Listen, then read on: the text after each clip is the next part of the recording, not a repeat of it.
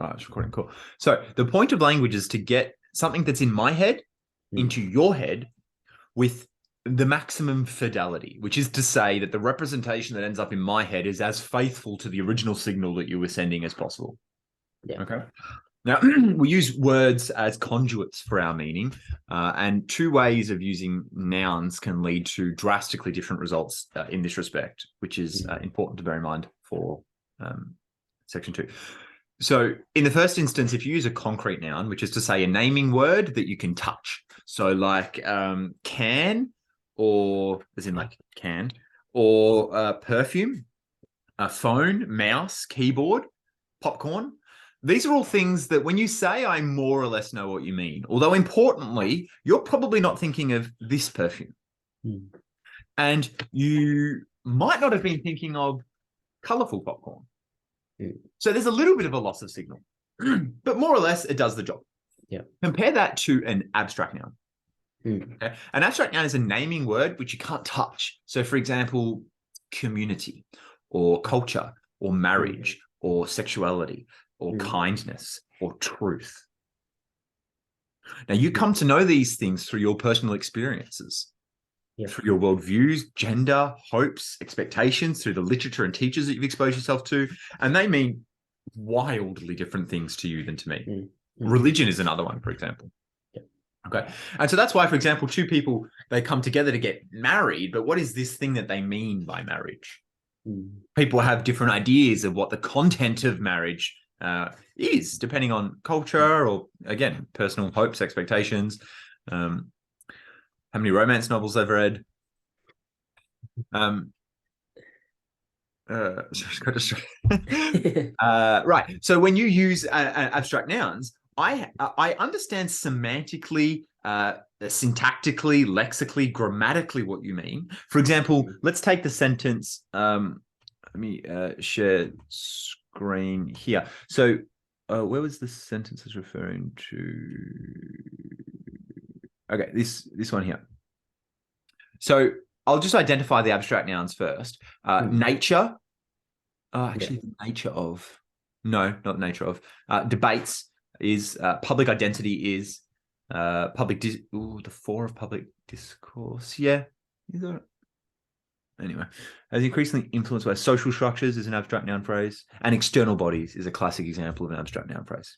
Okay, so while I speak English well enough that I'm familiar with the way that you have constructed this sentence.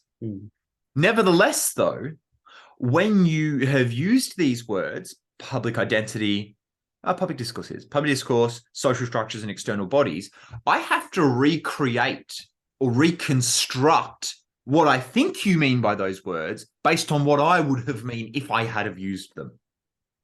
And that leads to a different representation in my head than what was in yours. The signal has been attenuated. So there's ambiguity.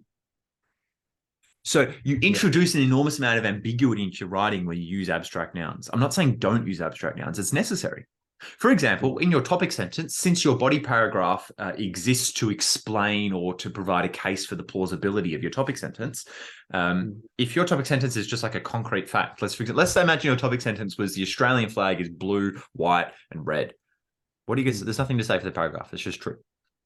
Right. So you need to use abstract nouns to convey an idea, but you need to be aware when you do it that you've introduced ambiguity into writing. And accordingly, these ambiguities should be resolved by the use of an example that is out there in the real, in the mind, independent reality. Not in your mind, not in my mind. It's out there. We can both look at it. For example, the 2016 Trump election. That is a concrete example that contextualizes what you meant by the use of those abstract nouns. Which is why the topic sentence generally will, it'll have a degree of abstraction, but it is immediately followed by an example, the purpose of which is to resolve the ambiguity of the topic sentence. Now, while we're on the topic of examples, here's two things an example doesn't do. One, prove your point. Do you need to go? We're over time. We're well over time. No, all good. Give me a sec.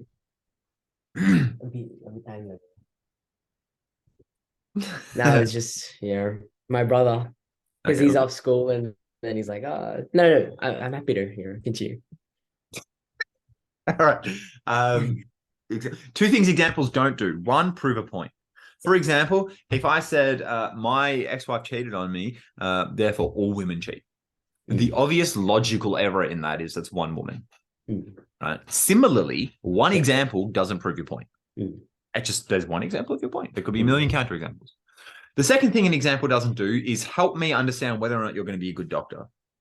So when your body paragraph is, here's a point and here's 3 different examples, I learn nothing about you and your suitability to be a doctor, except that you know a fact. Which is why the example should be restricted to the role of resolving the ambiguity of the topic sentence. Right? Usually topic sentence will be like, hopefully short and punchy, 25 words, let's say. Your example is about double as long, maybe 50 words.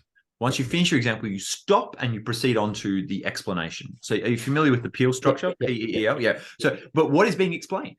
The point is being explained, not the example. So you go back and you read your point. You go, what's the rest of what I had to say about that? Okay. And so then as you're doing that, I get insights into the content of your analysis and thoughts, which as a marker allows me or facilitates my ability to approximate the degree to which I think you're going to be a good doctor. I can't do that so much from an example. Yeah, I see. Questions? No. Cool.